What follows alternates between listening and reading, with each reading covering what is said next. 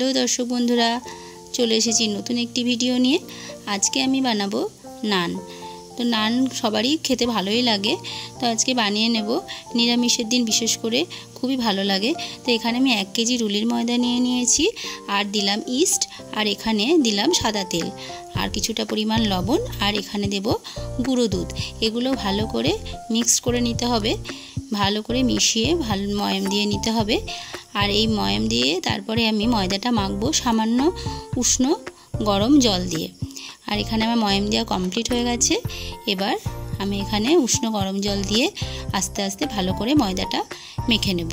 तो एखाने आमार माखाटा रेडी हो गेছে। तो এই যে ডোটা বানিয়ে নিলাম আর দেখতে পাচ্ছেন কেমন সফট হয়েছে। এইভাবে সফট করে ভালো করে এটা মেখে নিতে হবে। নিয়ে তারপরে এখানে কিছুটা সাদা তেল দিয়ে আমি মাখিয়ে নিয়েছিলাম।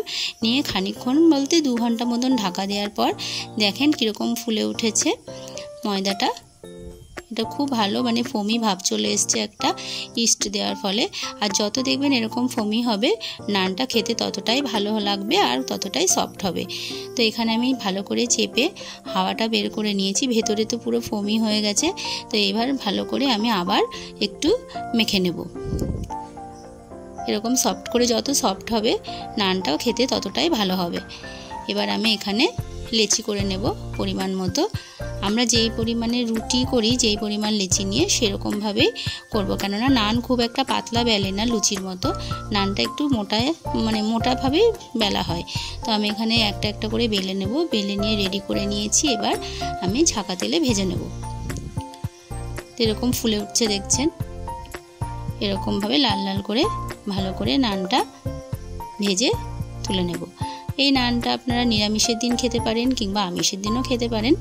আর এখানে সব কিছু দিয়েই খাওয়া যায়, আলুর দম, পনির, তারপরে মাংস সব কিছু দিয়েই খাওয়া যায়। তো এইভাবে একটা একটা করে আমি ভেজে তুলে নেব।